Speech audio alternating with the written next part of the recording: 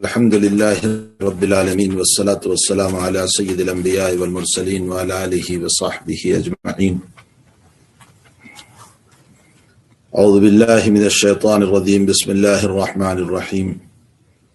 الحمد لله الذي أنزل على عبده الكتاب ولم يجعل له عوجا قيما لينذر بأسا شديدا من لدنه ويبشر المؤمنين الذين يعملون الصالحات أن لهم أجرا حسنا ماكثين فيه أبدا وينذر الذين قالوا اتخذ الله ولدا ما لهم به من علم ولا لآبائهم كبرت كلمة تخرج من أفواههم إن يقولون إلا كذبا فلعلك باخع نفسك على آثارهم إن لم يؤمنوا بهذا الحديث أسفا.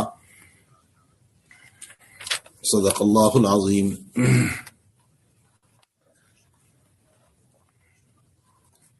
اس سورت کے نزول کا واقعہ کیا پیش آیا؟ حق تعالی جل شانہ نے یہ سورت کیوں اتاری؟ اس کو کہا جاتا ہے عربی میں شان نزول. شان نزول کا مطلب یہ ہوتا ہے کہ کسی واقعے کو سامنے رکھ کر اللہ تعالیٰ کسی آیت یا سورت کو اتارے، اس کو شان نزول کہا جاتا ہے. اور کبھی ایسا ہوتا ہے کہ جناب نبی کریم صلی اللہ تعالی علیہ وسلم کسی بات کو سامنے رکھ کر، کسی سوال کو سامنے رکھ کر، کسی واقعے کو سامنے رکھ کر کوئی بات ارشاد فرمائیں، کوئی حدیث ارشاد فرمائیں، تو اس واقعے کو شان ورود کہا جاتا ہے. تو اللہ کے نبی علیہ السلام کے کلام کو شان ورود، اس واقعے کو شان ورود، اور اگر قرآن کی کوئی سورت کسی واقعے کے تحت اتری ہو تو اس کو شان نزول کہا جاتا ہے. مسئلہ یہ ہوا کہ حضور پاک صلی اللہ تعالی علیہ وسلم کو جب نبوت ملی اور اللہ جل شانہ نے آپ کو حکم دیا کہ آپ ہماری برائی بیان کریں، ہماری توحید بیان کریں، اور جب آپ نے اس کام کو اٹھایا تو اہل مکہ، دنیا جانتی ہے کہ آپ کے دشمن بنے. اس موقع پر اہل مکہ نے یہ سوچا کہ چونکہ مدینہ شریف میں اس وقت یہودی رہتے تھے اور ان کے پاس آسمانی کتابیں ہیں جس کو تورات کہا جاتا ہے، تو ہم ان سے جا کر کے کوئی سوال کریں کہ آیا اس نے جو نبوت کا دعویٰ کیا ہے، یعنی نبی کریم صلی اللہ علیہ وسلم نے، یہ دعویٰ سچا ہے یا جھوٹا؟ یہ اپنے دعوے نبوت میں سچے ہیں یا جھوٹے ہیں؟ اور یہ ایک عالم ہی جان سکتا ہے، غیر عالم کو کیا پتا. اس لیے وہ لوگ یہود مکے والے دو آدمیوں کو بھیجا مدینہ. ایک کا نام تھا نضر بن حارث اور دوسرے کا نام تھا عقبہ بن ابی معیط، جس کو بعد میں نبی کریم صلی اللہ علیہ وسلم نے اشکل قوم کا بدبخت کہا. یہ وہی عقبہ ابن ابی معیط ہے کہ جب مطاف کعبہ میں حضرت نماز پڑھ رہے تھے اور سجدے میں گئے تو اونٹ کی ہوجری وغیرہ لا کر کے حضور پاک صلی اللہ علیہ وسلم کے گردن پر ڈال دی تھی، جس کی وجہ سے آپ سجدے سے اٹھ نہیں پائے تھے. عبداللہ ابن مسعود رضی اللہ تعالیٰ عنہ راوی حدیث ہے، وہ یہ کہتے ہیں کہ میں وہیں تھا لیکن میں کچھ نہیں کر سکتا تھا، اس لیے کہ وہاں یہ سارے کے سارے اہل مکہ مطاف میں تھے. میری اپنی کمزوری کا مسئلہ تھا. لیکن بیٹی فاطمہ رضی اللہ تعالیٰ عنہ کو پتا چلا، وہ آئی اور اپنے ابا کے گردن سے اس سب کو ہٹایا. روایت میں ہے کہ قریش کو برا بھلا بھی کہا، آخر نبی کی بیٹی تھی، بنت رسول تھی، نبی علیہ السلام کی بیٹی تھی.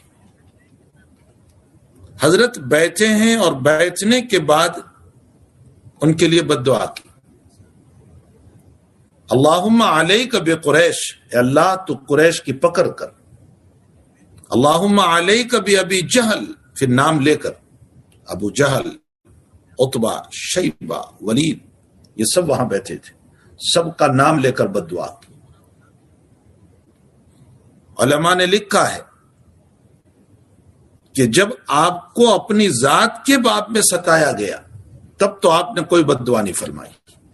طائف میں آپ کی ذات پر پتھر پھینکے گئے، آپ نے ہدایت کی دعا کی، لیکن شریعت کے کسی مسئلے کو پامال کیا جائے تو پھر آپ سے بد دعا ثابت ہے۔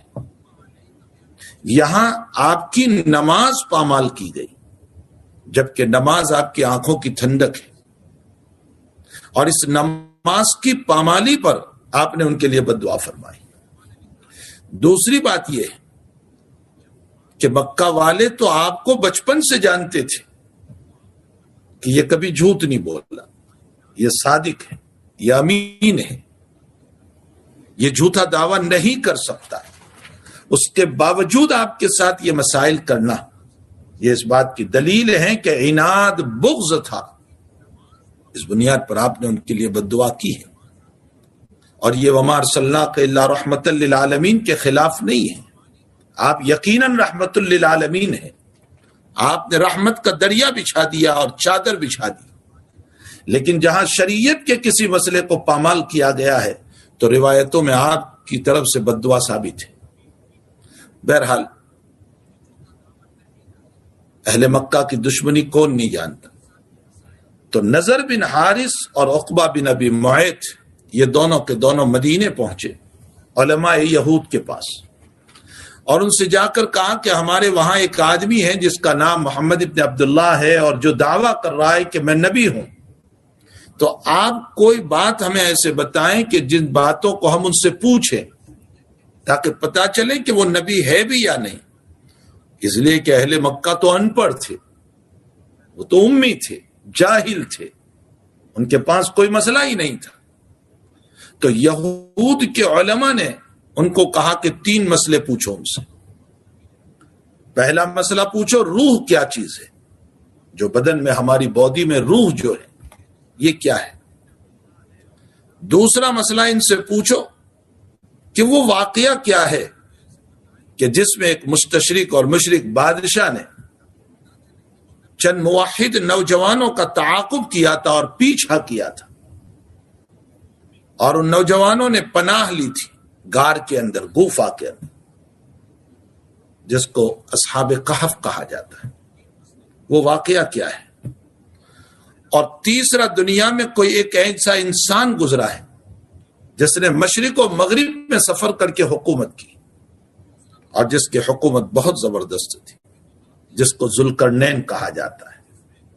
یہ 3 سوال کرو، اگر وہ واقعتاً نبی ہیں تو ان سوالوں کے جواب دیں گے، اس لیے کہ نبی کے علاوہ اس کو کوئی نہیں جان سکتا، اور اگر وہ نبی نہیں ہیں تو یہ جواب نہیں دے پائیں گے، پھر حقیقت کھل کر کے آ جائے گی کہ یہ جھوٹا آدمی۔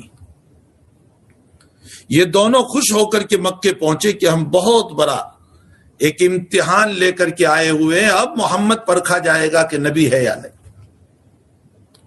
یہ لوگ پہنچے نبی کریم صلی اللہ علیہ وسلم کے پاس اور 3 سوال کیے۔ روح کی حقیقت کیا ہے؟ اور وہ کون نوجوانوں کا واقعہ ہے جن کا تعاقب مشرک بادشاہ نے کیا تھا اور وہ غار میں چلے گئے تھے؟ اور وہ کون آدمی ہے جس نے مشرق و مغرب پر حکومت کی تھی اور پورے مشرق و مغرب کو گھیر لیا تھا؟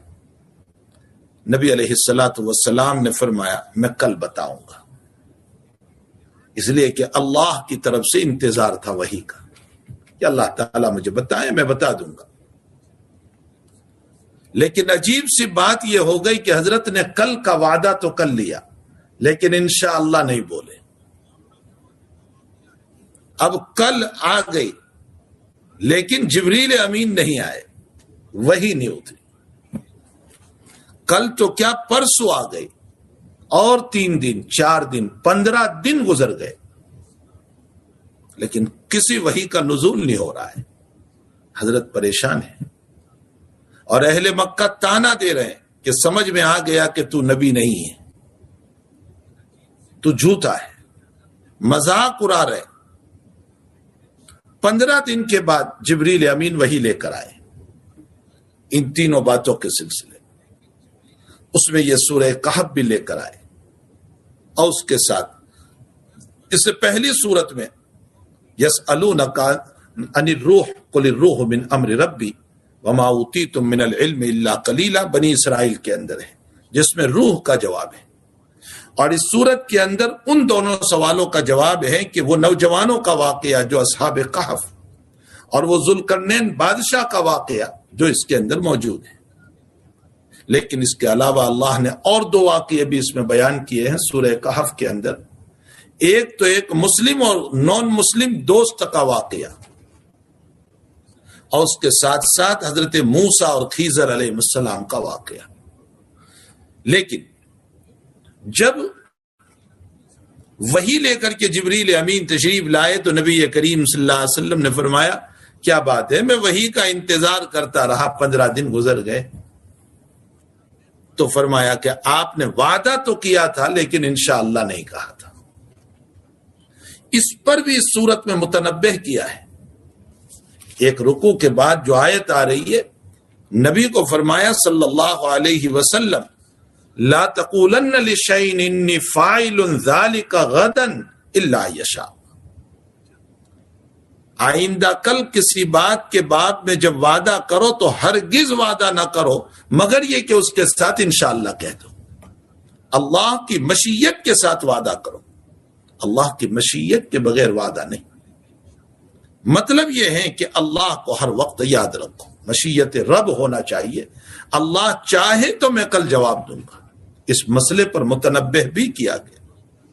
یہی وجہ ہے کہ بخاری شریف میں ایک واقعہ ہے کہ نبی کریم صلی اللہ علیہ وسلم ایک سفر سے تشریف لا رہے تھے، حضرات صحابہ کرام ساتھ تھے، تھک گئے تھے رات میں چل چل کر، رات کا آخری پہر تھا، صحابہ کو نیند آ رہی تھی۔ حضرت سے فرمایا حضرت اگر اجازت ہو تو آرام کر لیں، ہم تھوڑی دیر سو جائیں۔ نبی علیہ الصلوۃ والسلام نے فرمایا کہ آخری رات کی نیند بڑی میٹھی ہوتی، ویسے بھی جس کو پوری رات نیند نہ آئی ہو آخری رات میں تو نیند آئی جاتی۔ احلا، حدیث کے الفاظ احلا، آخری رات کی نیند بڑی میٹھی ہوتی۔ کہیں ایسا نہ ہو کہ تم سو جاؤ، آنکھ لگ جائے اور اٹھ نہ پاؤ اور فجر کی نماز قضا نہ ہو جائے، تو کوئی اٹھانے کی ذمہ داری لے لے۔ حضرت بلال رضی اللہ تعالیٰ عنہ نے فرمایا کہ میں اٹھا دوں گا، وعدہ کر لیا میں اٹھا دوں گا۔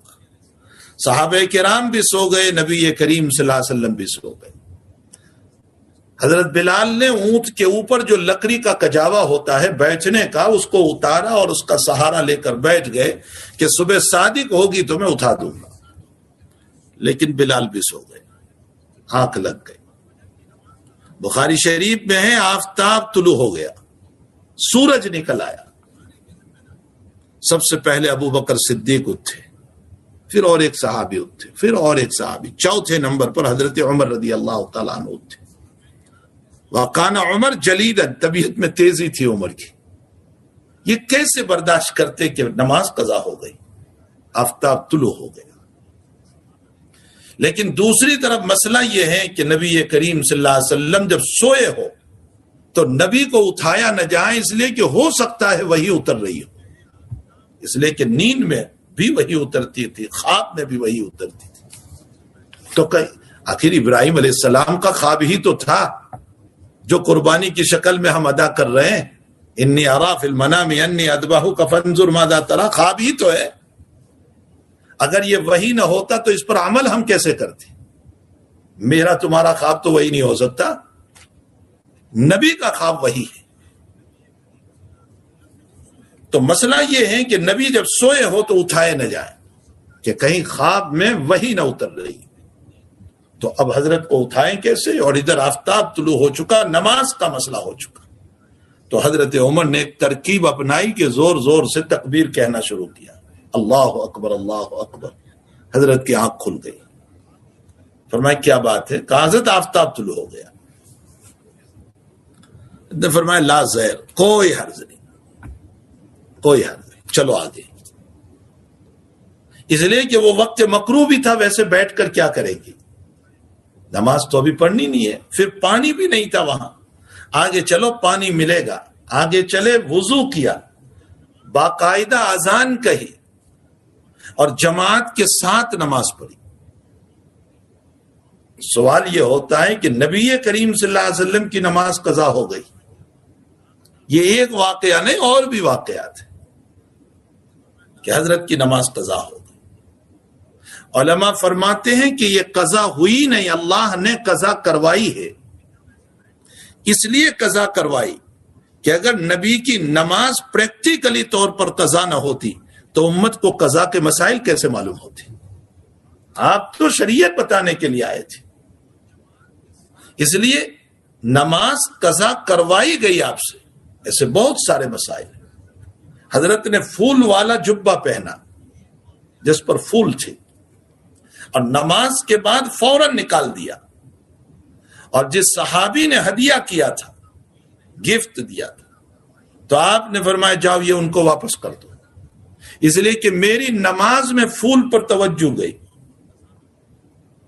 لیکن ان سے کہو کہ تمہارے پاس جو بغیر پھول کا ہے نا جبہ، وہ مجھے دو ہدیے میں۔ اس سے مسئلہ معلوم ہوا کہ اگر بے تکلف دوست ہو تو ہدیہ مانگ بھی سکتے ہیں، اور یہ بھی معلوم ہوا کہ کسی کا دل زخمی نہ ہو، کہیں ایسا نہ ہو کہ ہدیہ واپس کرے تو وہ بیچارہ یوں نہ سمجھے کہ دیکھو میری چیز واپس کر دی، تو اس کے دل کو خوش کرنے کے لیے دوسری چیز مانگ لو اس سے۔ حضرت نے پہن کر نماز پڑھی، تو جب نماز میں پھول پر توجہ گئی تو نماز سے پہلے توجہ نہیں گئی تھی، پھر کیسے آپ نے نماز پڑھی؟ محدثین فرماتے حضرت نے جان بوجھ کر کیا تاکہ امت کو یہ مسئلہ معلوم ہو جائے کہ اگر کوئی پھول والا جبہ پہن کر نماز پڑھے گا تو نماز ہو جائے گی، نماز میں کوئی مسئلہ نہیں ہوگا، کراہت ہوگی، باقی نماز ہو جائے گی۔ البتہ نکال کر کے اس کی کراہت کی طرف اشارہ کر دیا، یہ ناپسندیدہ ہے کہ اس طرح کا کپڑا پہنا۔ تو ایسے بہت سارے مسائل ہیں۔ خیر، میں نے یہ واقعہ اس لیے پیش کیا کہ آپ نے نماز کے بعد بلال سے پوچھا کہ بلال تم نے ذمہ داری لی تھی اٹھانے کی، کیوں نہیں اٹھایا؟ تو حضرت بلال بھی بہت پیارا جواب دیتے ہیں، فرمایا حضرت آپ تھکے تھے، میں بھی تو تھکا ہوا ہی تھا، آنکھ لگ گئی۔ صحابہ کرام بہت بے تکلف تھے اپنے نبی کریم صلی اللہ علیہ وسلم سے، لیکن بے تکلفی کا مطلب یہ نہیں تھا کہ ادب چھوڑ دیں، ادب اپنی جگہ۔ بے تکلفی کا مطلب یہ تھا کہ جو بات ہوتی تھی صاف کہہ دیا کرتے تھے، ہماری طرح گول مول بات نہیں، کلیئر بات۔ یہی وجہ ہے کہ روایت میں ہے کہ بحرین سے مال آیا، سارا مال حضرت نے مسجد میں دلوا دیا۔ فجر کی نماز میں سارے صحابہ اپنے محلوں کی مسجد کو چھوڑ کر مسجد نبوی میں نماز پڑھنے آ گئے۔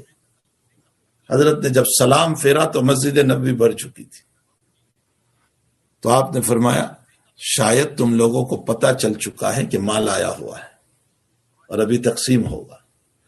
تو صحابہ نے یہ نہیں فرمایا کہ نہیں جی حضرت ہم تو زیارت کے لیے آئے ہیں،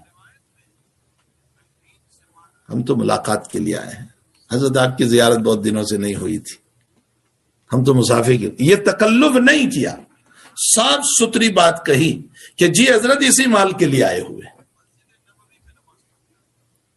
تو حضرت نے بھی کیا فرمایا اس موقع پر؟ آپ صلی اللہ علیہ وسلم نے فرمایا مجھے تم پر شرک کا خوف نہیں ہے، میری امت مشرک نہیں بنے گی، خصوصاً صحابہ، تم شرک نہیں کرو گے، انی لا اخاف علیکم الشرک، لیکن مجھے جو تم پر خوف ہے وہ یہ ہے کہ تمہارے پاس دنیا بہت ہو جائے گی، فَتَنَافَسُوهَا كَمَا تَنَافَسُوهَا مَنْ كَانَ قَبْلَكُمْ، پھر تم دنیا کے باب میں کمپٹیشن پر اترو گے، مکان پر کمپٹیشن، فرنیچروں پر کمپٹیشن، مسجدوں پر کمپٹیشن، کہ اس کی مسجد ایسی ہے، میری مسجد اس سے اعلیٰ، اس کا مکان اتنا ہے، میرا مکان اس سے اعلیٰ، اس کا فرنیچر ایسا ہے، میرا فرنیچر اس سے اعلیٰ۔ تم کمپٹیشن اور مقابلے پر اترو گے، نتیجہ یہ ہوگا کہ اس کمپٹیشن کے نتیجے میں اللہ تمہیں ویسے ہلاک کرے گا جیسے اگلی قوموں کو ہلاک کر دیا۔ اللہ حفاظت فرمائے ہماری، اللہ حفاظت فرمائے۔ تو حضرت بلال رضی اللہ تعالیٰ عنہ کو فرمایا بلال تم نے تو اٹھانے کی ذمہ داری لی تھی، کیوں نہیں اٹھایا؟ فرمایا حضرت آپ تھکے تھے، میں بھی تھکا ہوا تھا، آنکھ لگ گئی، سو گیا، نہیں اٹھ پایا۔ اس جملے پر ہمارے حضرت شیخ مولانا محمد زکریا صاحب کاندلوی ثم المحاضر المدنی نور اللہ مرقدہ، یہ بخاری شریف کی روایت، ہمارے عزیزم مقصود سے پوچھ لیں، انہوں نے بخاری شریف میں پڑھی۔ حضرت شیخ رحمت اللہ علیہ اس روایت کے تحت میں شرح کرتے ہوئے یوں لکھتے ہیں کہ اصل بات یہ ہے کہ بلال نے جب رات میں یوں کہا کہ میں اٹھاؤں گا تو انشاءاللہ نہیں کہا تھا، اپنی ذات پر اعتماد کیا کہ میں اٹھا دوں گا، اور انشاءاللہ نہیں کہا۔ فرمایا جب اپنی ذات پر اعتماد ہوا تو اللہ نے سلائے رکھا۔ حضرت شیخ اس مسئلے کو وہاں بیان کر کے یہ فرماتے ہیں کسی بھی باب میں اپنی ذات پر اعتماد نہ کرو، اللہ کی ذات پر اعتماد کرو۔ اور پھر حضرت شیخ مزاحن ایک جملہ لکھتے ہیں، فرمایا بکرا بھی بہت انا کرتا ہے، میں کرتا ہے تو سب سے پہلے ذبح اسی کو کر دیا جاتا ہے۔ معلوم یہ ہوتا ہے کہ جو بہت میں نے کیا جو میں کرتا ہے اپنی ذات پر اعتماد کر کے اللہ اس کو ذبح کر دیتا ہے، اور جو اللہ پر اعتماد رکھتا ہے حق تعالی جل شان اس کو اٹھا لیتے ہیں۔ تو پہلے تو جبریل امین نے یہ کہا کہ آپ نے ان کو وعدہ تو کیا تھا کہ کل میں بتاؤں گا، لیکن انشاءاللہ نہیں کہا تھا، اس لیے اللہ نے 15 دن تک وحی کو روک لیا۔ وَلَا تَقُولَنَّ لِشَيْءٍ إِنِّي فَاعِلٌ ذَلِكَ غَدًا، آئندہ کبھی ایسا وعدہ نہ کیجئے مگر یہ کہ الا یشاء اللہ، مشیت خداوندی پر انشاءاللہ کہہ دیجئے۔ یہ مسئلہ ہو گیا، اور پھر اس میں وہ واقعات بیان فرمائے جو ان لوگوں نے سوال کیے تھے کہ اصحاب کہف کا واقعہ کیا ہے اور وہ بادشاہ کا ذوالقرنین کا واقعہ کیا ہے۔ اس پر یہ سورت نازل ہوئی ہے۔ یہی وجہ ہے کہ یہ سورت مکی سورت ہے، مکہ میں اتری ہے، مکے میں سوال ہوئے تھے آپ سے، تو یہ سورت مکی سورت ہے۔ اور تیسرا سوال جو ہے وہ تھا کہ روح کی حقیقت کیا ہے، یہ بھی پوچھا تھا ان لوگوں نے۔ یہ جواب سورہ بنی اسرائیل میں جو اس سے پہلے سورت ہے، اور یہ بھی مکی سورت ہے، اس لیے کہ بنی اسرائیل میں معراج کا تذکرہ ہے، سبحان الذی اسری بعبدہ لیلا من المسجد الحرام الی المسجد الاقصی الذی بارکنا حولہ لنریہ، اور معراج مکے میں پیش آئی تھی۔ تو بنی اسرائیل مکی صورت ہے اور یہ صورت بھی مکی ہے، تو مکے ہی کے اندر یہ تینوں سوالوں کے جواب دے دیے گئے، اور نبی کریم صلی اللہ تعالی علیہ وسلم کی نبوت کو ثابت کر دیا گیا کہ یہ نبی یہ برحق ہے اور اللہ کی طرف سے لے کر کے بولتے ہیں، اور ہم ہی ان کو بتاتے ہیں اور اسی پر یہ بول رہے ہیں۔ یہ ہوا شان نزول۔ شان نزول کا معنی جب ان لوگوں کا سوال ہوا تو سوال پر اس سورت کا نزول ہوا، اور اللہ تعالیٰ نے اس سورت کے اندر ان واقعات کو اور ان باتوں کو واضح کیا۔ اس کے بعد قرآن کریم کی ابتدا میں اعوذ باللہ من الشیطان الرجیم پڑھنا چاہیے، اس لیے کہ اللہ قرآن میں فرماتے ہیں فَإِذَا قَرَأْتَ الْقُرْآنَ فَاسْتَعِذْ بِاللَّهِ مِنَ الشَّيْطَانِ الرَّجِيمِ، جب قرآن پڑھو تو اللہ سے شیطان مردود سے بچنے کی سلسلے میں پناہ مانگو۔ گویا اعوذ باللہ ایک دعا ہے کہ اللہ میں تیری پناہ میں آتا ہوں شیطان مردود سے، کہ یہ میری عظیم المرتبت قرات اور یہ میرا عظیم المرتبت پڑھنا اور یہ میرے قرآن کریم کی تلاوت کہیں شیطان اس کو ضائع نہ کر دے، اس کو برباد نہ کر دے۔ شیطان برباد کیسے کرے گا؟ اگر ہم تلاوت کر رہے ہیں تو کہیں ریاکاری پیدا نہ کر دے، دکھلاوا پیدا نہ کر دے۔ اگر ہم تفسیر کر رہے ہیں تو اس صورت میں کہیں ریاکاری نہ ہو جائے۔ اگر ہم تفسیر کر رہے ہیں تو کہیں پر ہم اپنے نفس کی آمیزش نہ کر دیں، یعنی کوئی ایسا معنی بیان نہ کریں جس میں ہمارا نفس شامل ہو جائے اور نفس کی شرارت اس میں نہ ہو جائے۔ اس لیے اعوذ باللہ من الشیطان الرجیم پہلے پڑھنا چاہیے۔ اس کے بعد بسم اللہ الرحمن الرحیم۔ بسم اللہ الرحمن الرحیم جو ہے یہ قرآن کریم کی ایک آیت ہے، ہر سورت کی یہ جز نہیں ہے، ہر سورت سے متصل نہیں ہے، یہ صرف دو سورتوں کے بیچ میں فرق کرنے کے لیے بسم اللہ اتاری گئی ہے۔ قرآن کی ہر سورت کے شروع میں بسم اللہ ہے سوائے ایک سورت، اور وہ سورت ہے سورہ توبہ۔ براۃ من اللہ ورسولہ 10ویں پارے کے 5ویں رکوع میں سورہ برات ہے، سورہ توبہ ہے، اس کے شروع میں بسم اللہ نہیں ہے۔ اس کی وجہ یہ ہے کہ اللہ ہی نے وہاں بسم اللہ نہیں اتاری، باقی تمام سورتوں کے شروع میں بسم اللہ ہے۔ صحابہ فرماتے ہیں کہ ایک سورت ختم ہوتی تھی اور دوسری سورت شروع ہوتی تھی، اس کا پتہ ہم کو تب چلتا تھا جب بسم اللہ اترتی تھی، یعنی اس سے ہمیں سمجھ میں آتا تھا کہ یہ سورت ختم ہو گئی اور اب دوسری سورت شروع ہو رہی ہے۔ تو بسم اللہ الرحمن الرحیم جو ہے وہ قرآن کریم کی ایک آیت ہے، ہر سورت کا جز نہیں ہے۔ امام ابو حنیفہ رحمت اللہ علیہ اسی لیے یوں ارشاد فرماتے ہیں کہ جب پورا قرآن پڑھ لو تو ایک مرتبہ، یعنی جب زور سے پڑھ رہے ہیں قرآن تو بسم اللہ بھی ایک مرتبہ زور سے پڑھ لو تاکہ قرآن کریم کی یہ آیت رہ نہ جائے۔ اسی لیے آپ نے دیکھا ہوگا کہ حافظ صاحب جب تراویح پڑھاتے ہیں، محراب سناتے ہیں اور پورا قرآن پڑھتے ہیں تو ہر سورت کے شروع میں بسم اللہ تو پڑھتے ہیں لیکن وہ آہستہ، لیکن جب قرآن میں کوئی ایک جگہ پر بسم اللہ کو زور سے پڑھ لیتے ہیں، یہ زور سے اس لیے تاکہ سامعین اور سننے والوں کی یہ آیت رہ نہ جائے۔ یہ بھی بسم اللہ الرحمن الرحیم قرآن کریم کی ایک آیت ہے۔ علامہ رازی رحمت اللہ علیہ فرماتے ہیں کہ اللہ جل شانہ نے جب قرآن کو شروع فرمایا تو اس کے شروع میں بسم اللہ الرحمن الرحیم کو رکھا۔ علامہ رازی تو فرماتے ہیں کہ صرف بسم اللہ سے 10,000 مسائل نکلتے ہیں۔ آپ قرآن کا انداز لگائیں، صرف بسم اللہ سے 10,000 مسائل نکلتے ہیں۔ فرمایا قرآن جب اللہ تعالیٰ نے شروع کیا تو شروع میں بسم اللہ الرحمن الرحیم کو رکھا۔ رازی ایک نقطہ لکھتے ہیں کہ جب دروازے ہی پر اللہ کی رحمتوں کا اعلان ہو گیا تو ذرا قرآن کے اندر چلو، کتنی رحمتیں ملے گی۔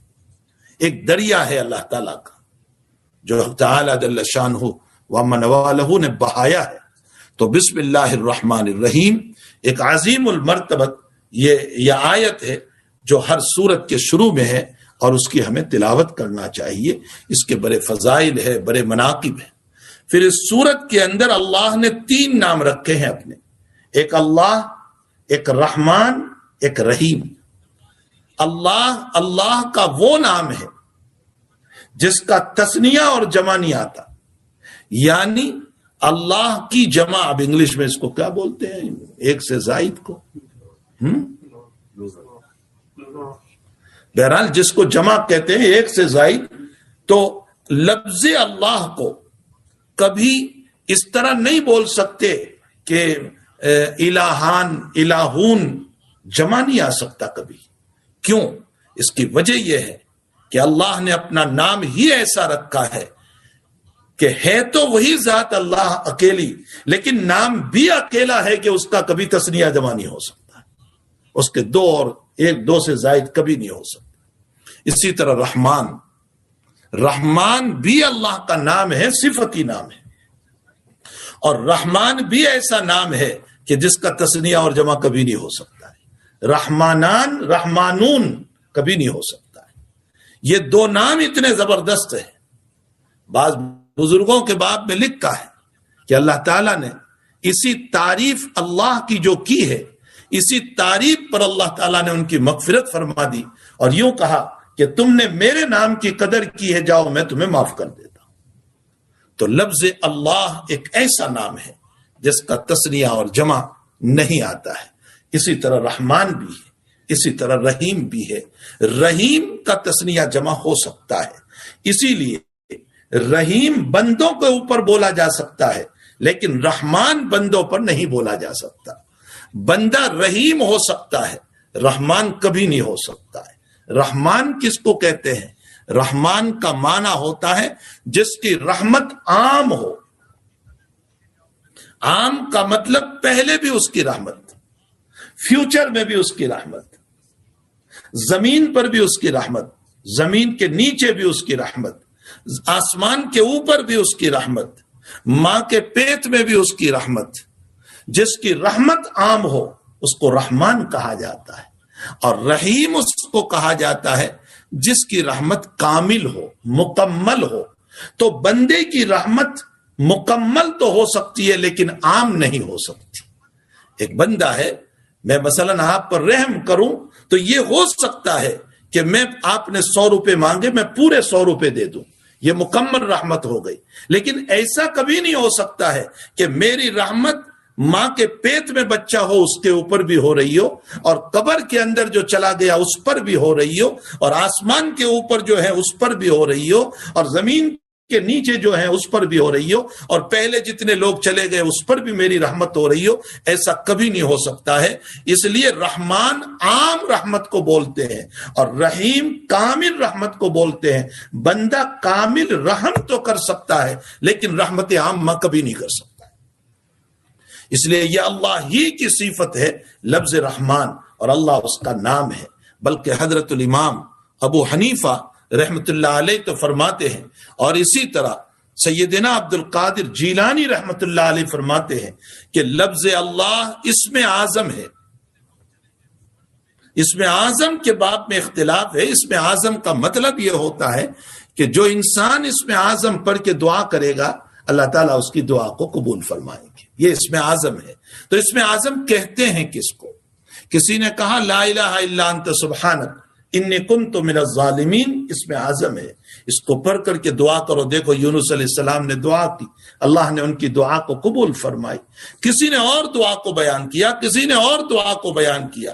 امام محمد ابن حسن شیبانی رحمت اللہ علیہ جو ابو حنیفہ کے شاگرد ہیں، اور امام طحاوی رحمت اللہ علیہ جو مسلک احناف کے بیرسٹر ہے، بہت بڑے محدث ہے، یہ یوں فرماتے ہیں کہ امام ابو حنیفہ رحمت اللہ علیہ فرماتے ہیں کہ لفظ اللہ اسم اعظم ہے۔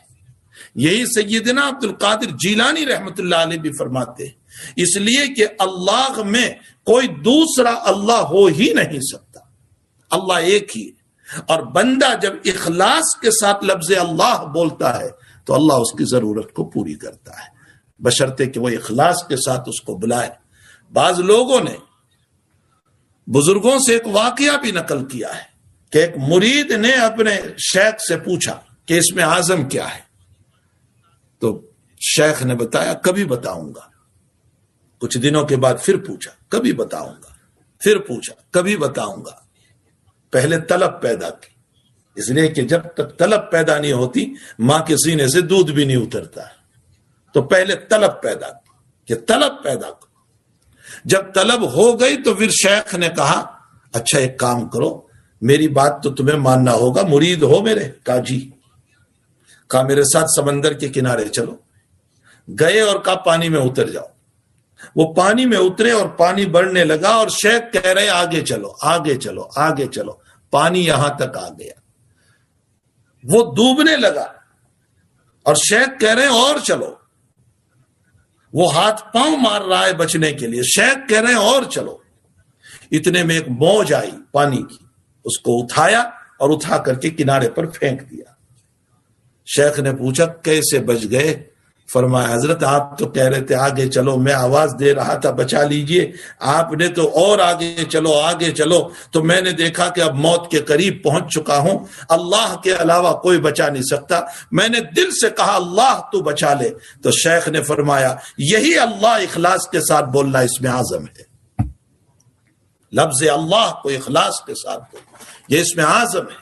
انسان جب اللہ کو پکارتا ہے، ظاہر سی بات ہے، دیکھو مجھے نکتہ یاد آیا بڑا عجیب، ہمارے بزرگوں نے فرمایا، نبی کریم صلی اللہ علیہ وسلم نے ہر موقع پر ہمیں دعا سکھائی، ہر موقع پر، حتیٰ کہ حدیث شریف میں فرمایا تمہارا ہر کام جو ہے وہ بسم اللہ سے شروع ہو، تمہارا کھانا بسم اللہ سے شروع، کل امر ذی بال لم یبدأ بسم اللہ فہو ابتر، اگر تم اپنے کاموں کو بسم اللہ سے شروع نہیں کریں گے تو اس میں برکت نہیں ہوگی، تو ہر کام کو بسم اللہ سے شروع کرو۔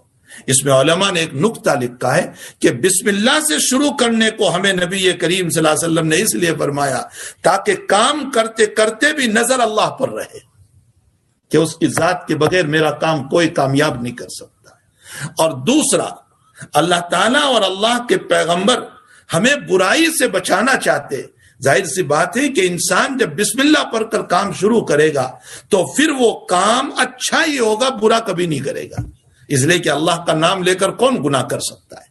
کہ نام اللہ کا لے اور گناہ کرے، نام اللہ کا لے اور چوری کرے، ایسا کبھی نہیں ہو سکتا۔ تو بسم اللہ کے ذریعے سے نبی علیہ الصلوۃ والسلام اور اللہ ہمیں برائیوں سے بچانا چاہتے ہیں۔ یہی وجہ ہے کہ ایک مومن کے کھانے میں اور ایک غیر مسلم کے کھانے میں کتنا بڑا فرق ہے۔ ایک مومن جب کھاتا ہے تو کہتا ہے بسم اللہ الرحمن الرحیم، اللہ کے نام سے وہ شروع کرتا ہے۔ کیا مطلب ہے؟ کیا اللہ کے نام سے اس نے شروع کیا؟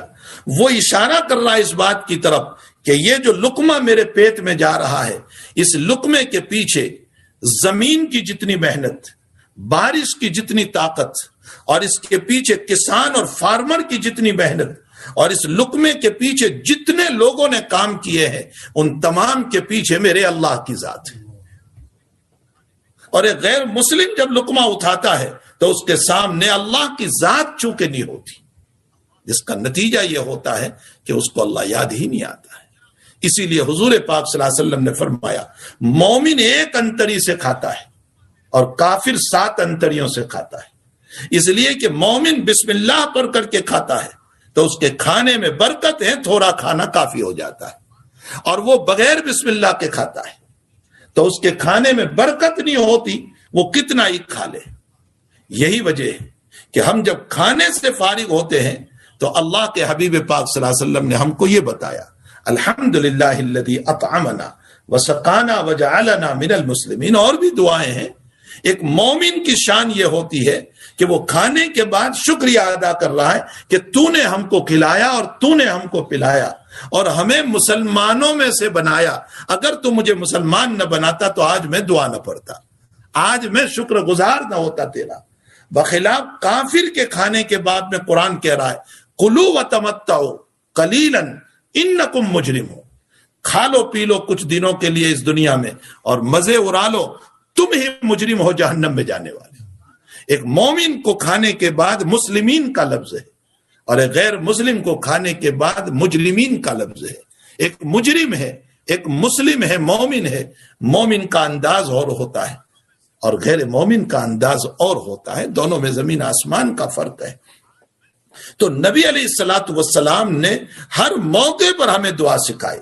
گھر میں داخل ہو تو دعا، گھر سے نکلو تو دعا، مسجد میں داخل ہو تو دعا، نکلو تو دعا، واش روم میں جاؤ تو دعا، واش روم سے نکلو تو دعا، بیوی سے ملاقات و مجامعت کرو تو دعا، اور بچوں سے پیار کرو تو دعا، کسی کو ہنستا ہوا دیکھو تو دعا دو، اس کو دعا دو۔ حضرت عمر نے جب نبی کریم صلی اللہ علیہ وسلم کو ہنستا ہوا دیکھا تو حضرت نے دعا دی، اضحک اللہ سنک یا رسول اللہ، اللہ کے رسول آپ کو ہمیشہ ہنستا رکھے، یہ دعا دی۔ کپڑا پہنو تو دعا، دودھ پیو تو دعا، ہر جگہ پر ہمیں دعا سکھائی۔ اس کی حکمت یہ ہے کہ دنیا میں میرا اور آپ کا معمول ہے کہ جب ہم کو کسی سے خصوصی تعلق ہوتا ہے نا، تو ہم اپنی ساری باتیں اس سے شیئر کرتے ہیں، میرا یہ مسئلہ ہے، کیوں؟ اس لیے کہ خصوصی تعلق ہے، آپ میرے دکھ درد کو سمجھنے والے ہیں، مجھے یقین ہے آپ میرے بہت قریبی ہیں، میرے دکھ درد کو سمجھتے ہیں، اس لیے میں اپنی ساری باتیں آپ سے شیئر کر رہا ہوں تاکہ آپ میری رہنمائی کریں، میرا تعاون کریں، میری مدد کریں۔ اللہ کے نبی نے ہر عمل میں ہم کو دعا سکھا کر اس بات کی طرف اشارہ فرمایا کہ تمہارا سب سے زیادہ تعلق اپنے مولا سے ہے، اس لیے اپنے سارے دکھوں کو دعاؤں کی شکل میں بیان کرو تاکہ اللہ تمہارے دکھوں کو دور فرما دے۔ یہ حکمت ہے اس کے اندر، اس لیے نبی کریم صلی اللہ علیہ وسلم نے ہمیں ہر موقع پر دعا سکھائی۔ تو بسم اللہ الرحمن الرحیم جو ہے وہ ایک عظیم المرتبت سورت آیت ہے، جس آیت کو ہر عمل کے شروع میں حضور پاک صلی اللہ علیہ وسلم نے فرمایا کہ اس کو پڑھا جائے۔ اگر بسم اللہ پڑھ کر کے ہم کام شروع کریں گے تو انشاءاللہ تعالی ہمارا کام برکت والا ہوگا اور بے برکتی سے بچ جائے گا، اور اگر ہم نے بسم اللہ پڑھ کر کے کام کو شروع نہیں کیا تو ظاہر سی بات ہے کہ اس کام میں برکت نہیں ہوگی اللہ کی طرف سے، تو بے برکتی کا مسئلہ ہوگا۔ انسان کتنا ہی کما لے لیکن بے برکتی اور سکون نہ ہو تو پھر زندگی کا فائدہ ہی کیا ہوا۔ اگر سکون کے طالب ہیں تو اپنے کام کے شروع میں جاب پر جا رہے ہیں، بسم اللہ الرحمن الرحیم قدم بسم اللہ پڑھ کر کے نکالنا چاہیے، اپنے گھر سے بسم اللہ پڑھ کر کے نکلنا چاہیے کہ بس اللہ ہی میرا محافظ ہے اور میں اپنی حلال روزی کے لیے جا رہا ہوں۔ تو سورہ کہف کی ابتدا بھی بسم اللہ الرحمن الرحیم سے ہو رہی ہے۔ اللہ، رحمان اور رحیم، تین نام استعمال کیے۔ اللہ کا وہ نام ہے، اور پھر عجیب و غریب بات یہ ہے کہ رحمان کا جو لفظ ہے وہ عربی لفظ نہیں ہے، وہ عبرانی لفظ ہے۔ عبرانی ایک زبان تھی جس میں تورات اتری تھی، یہ عبرانی لفظ ہے رحمان۔ کیوں؟ اس لیے کہ جب صلح حدیبیہ کے موقع پر نبی علیہ الصلوۃ والسلام صلح نامہ لکھوانے لگے اور حضرت علی نے لکھا بسم اللہ الرحمن الرحیم، تو یہ مکہ والے کہہ بیٹھے یہ رحمان کیا ہوتا ہے ہم نہیں جانتے، رحمان کیا ہے؟ معلوم یہ ہوتا ہے کہ ان کے وہاں لفظ رحمان تھا ہی نہیں، تو کہا کیا لکھے ہم؟ تو مکہ والے کہنے لگے بِإِسْمِكَ اللَّهُمَّ لکھو، بِإِسْمِكَ اللَّهُمَّ، رحمان نہیں۔ تو اللہ نے فرمایا قُلِ ادْعُوا اللَّهَ أَوِ ادْعُوا الرَّحْمَانَ أَيَّمَّا تَدْعُوا فَلَهُ الْأَسْمَاءُ الْحُسْنَى، اس کو اللہ کہو اور رحمان کہو، جس لفظ سے پکارو گے اسی کا نام ہے۔ ایک طرف آپ قرآن کی ابتدا دیکھیں، شروع اس اللہ کے نام سے جو بہت رحم کرنے والا اور رحیم ہے، اور ایک طرف موجودہ دور کی مصنوعی اور بناوٹی جس میں ان لوگوں نے بہت کچھ اضافہ کر دیا۔ آپ انجیل اور بائبل کو دیکھیں، وہاں لکھا ہوا ہے شروع اس عیسیٰ کے نام سے جو گود ہے اور بیٹا ہے اللہ کا۔ آپ انداز لگائیں کہ ایک بیٹے کے اندر کیا وہ صفت رحمت ہو سکتی ہے جو اللہ کی ذات میں ہے؟ ظاہر سی بات ہے جو اللہ کی ذات ہے وہ کچھ اور ہی ہے۔ تو ایک ان کی بدایا اور شروع دیکھ لو، ایک قرآن کریم کی بدایا اور شروع دیکھ لو۔ یہ عجیب و غریب مسئلہ ہے کہ بعض علماء نے، علامہ سیوطی رحمت اللہ علیہ نے تو لکھا ہے کہ پہلی جتنی کتابیں اتری ہے بسم اللہ تو ان میں بھی موجود تھی۔ اور سیوطی نے ایک بات اور لکھی ہے، بعض علماء نے یہ بھی لکھا ہے کہ بسم اللہ اس امت کی خصوصیت ہے۔ اس امت کی خصوصیت کا مطلب یہ ہے کہ بسم اللہ انہی کو دی گئی، یعنی ہم ہی کو دی گئی۔ کچھ مسائل وہ ہیں جو اس امت کو دیے گئے، پہلے کسی کو نہیں دیے گئے۔ مسجد کے علاوہ نماز کا ہو جانا یہ اسی امت کی خصوصیت ہے۔ ہم فلائٹ میں نماز پڑھتے ہیں تو بھی ہو جاتی، ہم زمین پر پڑھتے ہیں تو بھی ہو جاتی، ہم ٹرین میں پڑھیں گے تو بھی ہو جائے گی۔ اگلی امتوں کا حال یہ تھا کہ اگلی امتوں کی نماز بغیر مسجد کے نہیں ہوتی تھی، ان کے عبادت خانوں کے بغیر نہیں ہوتی تھی۔ اللہ نے اس امت کے لیے بڑی وسعت دے دی کہ یہ جہاں نماز پڑھیں گے نماز ہو جائے گی۔ دوسرا، اگلی امت کے پاس تیمم نہیں تھا، صرف وضو تھا۔ اس امت کی خصوصیت یہ ہے کہ اللہ تعالیٰ نے وضو کی جگہ پر تیمم بھی دے دیا کہ اگر پانی نہیں ہے یا پانی تو ہے لیکن بیماری کی وجہ سے آپ پانی استعمال نہیں کر سکتے، یا اتنی سردی ہے کہ جس کی وجہ سے ٹھنڈا پانی ہے اور اعضاء کے شل اور لقوہ ہو جانے کا خطرہ ہے، تو آپ تیمم کر لیں۔ اس امت کو تیمم بھی دیا، یہ اگلی امتوں کے اندر نہیں تھا۔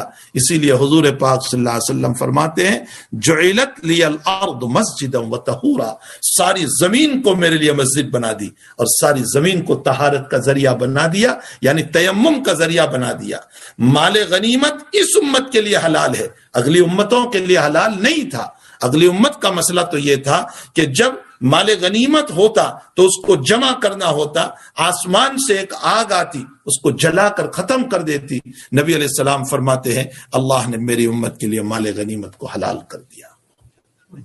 ایسے بہت سارے مسائل ہیں جو خاص طور پر اسی امت کو دیے گئے۔ یہ سب میرا اور آپ کا کمال نہیں ہے، یہ کمال ہے محمد الرسول اللہ صلی اللہ علیہ وسلم کا۔ آپ کے صدقے میں ہم کو سب کچھ ملا، ورنہ ہماری حیثیت کیا ہے؟ سب کچھ آپ کے صدقے میں ملا ہے۔ بہرحال بسم اللہ الرحمن الرحیم ایک عظیم المرتبت آیت ہے قرآن کریم کی جو ہر سورت کے شروع میں ہے سوائے سورہ برات کی۔ تو چونکہ 113 سورتوں کے شروع میں بسم اللہ الرحمن الرحیم ہے، یہاں سورہ کہف کے شروع میں بھی بسم اللہ الرحمن الرحیم ہے۔ سورۃ الکہف مکیہ، یہ سورہ کہف ہے اس سورت کا نام، اور یہ مکی سورت ہے، اور اس میں 110 آیات او 110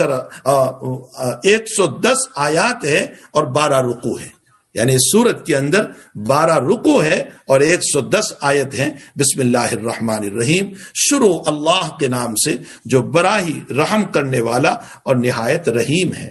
علماء نے لکھا ہے کہ رحمان اس کو کہتے ہیں جو دنیا میں بھی دے آخرت میں بھی دے، رحیم اس کو کہتے ہیں جو صرف دنیا میں دے۔ رحمان اس کو کہتے ہیں جو بڑی نعمت بھی دیں چھوٹی نعمت بھی دیں، رحیم اس کو کہتے ہیں کہ جو چھوٹی نعمت دے۔ رحمان اس کو کہتے ہیں کہ جو اپنوں کو بھی دیں پرایوں کو بھی دیں،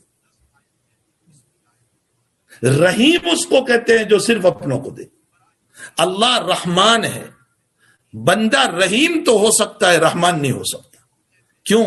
یہ اپنوں کو دیتا ہے پرایوں کو کبھی نہیں دیتا۔ اللہ کا حال یہ ہے کہ وہ اپنے باغی نافرمان شرک کرنے والوں کو بھی دیتا ہے اور پیشانی رگڑنے والوں کو بھی دیتا ہے۔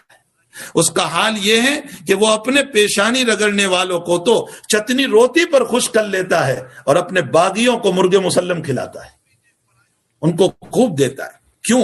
اس لیے کہ اس دنیا کو انہی کے لیے جنت بنایا ہے، ہمارے لیے تو قید خانہ ہے، اور قید خانے کا مطلب نبی علیہ السلام نے جو فرمایا کہ دنیا مومنوں کے لیے قید خانہ ہے، کیا مطلب؟ قید خانے میں انسان کے لیے اتنی راحتیں نہیں ہوا کرتی ہیں، تو ہمیں یہ بتایا گیا کہ اے مسلمانوں تمہارے لیے ساری راحت دنیا میں نہیں ہے، کچھ مصیبتیں بھی آئے گی، ساری راحتوں کا مقام جنت ہے جہاں کوئی غم اور صدمہ نہیں ہوگا، باقی کچھ تو غموم تمہیں دنیا میں برداشت کرنے پڑیں گے، اور باقی ان کے لیے ہم نے دنیا کو جنت بنا دیا ہے۔ تو دنیا سجن المؤمن والجنت للکافر، تو رحمان اس کو کہتے ہیں جو اپنوں کو بھی دے پرایوں کو بھی دے۔ یہ اللہ ہی کی صفت ہے، بندے کی یہ صفت نہیں ہو سکتی، اس لیے بندہ رحیم تو ہو سکتا ہے لیکن رحمان نہیں ہو سکتا۔ قرآن کریم میں نبی کریم صلی اللہ علیہ وسلم کو بھی رحیم کے لفظ سے تعبیر کیا گیا ہے، بالمؤمنین رؤوف الرحیم، حضور پاک صلی اللہ علیہ وسلم کو رحیم کہا گیا۔ اللہ جل شانہ اپنی رحمت خاصہ و رحمت عامہ، اس کی دو طرح کی رحمت ہے، ایک عام رحمتیں اتر رہی ہے اور ایک خصوصی رحمت بھی اترتی ہے۔ اللہ اپنی رحمت عامہ اور رحمت خاصہ سے ہم تمام کو مالا مال فرمائے۔ جو لوگ دور دور بیٹھ کر اپنے مکانوں پر بلکہ دوسرے ملکوں میں بیٹھ کر، اس لیے کہ گزشتہ تفسیر کے بعد مختلف ممالک سے بھی مجھ پر فون آئے، جو دوسری ممالک میں بیٹھ کر بھی ان باتوں کو سن رہے، اللہ تمام لوگوں کو اپنی رحمت خاصہ و رحمت عامہ سے مالا مال فرمائے، اور حق تعالی جل شانہ آفات و بلایا سے ہم سب کی حفاظت فرمائے اور رحمتوں سے مالا مال فرمائے۔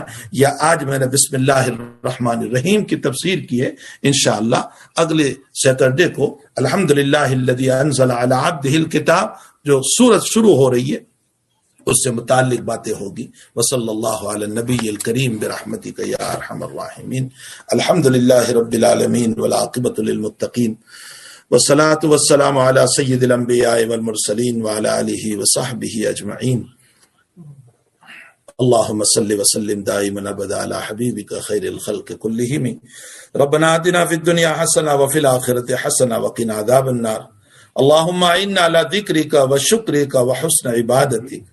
اللہم وفقنا لما تحب وترضى من القول والعمل وجنبنا الفواحش والمعاصی والخطایا والزلل۔ اللہم ربنا ظلمنا انفسنا وإن لم تغفر لنا وترحمنا لنكونن من الخاسرین۔ اللہم ربنا لا تزغ قلوبنا بعد اذ ہدیتنا وہب لنا من لدنک رحمہ انک انت الوہاب۔ اللہ ہمارے گناہوں کو معاف فرما، ہمارے قصوروں سے درگزر فرما، جلی خفی ظاہر باطن سب کچھ معاف فرما دے۔ اے اللہ تیری عنایتوں میں کمی نہیں ہوگی اگر آپ نے اپنے ان مجرم بندوں کو معاف کر دیا۔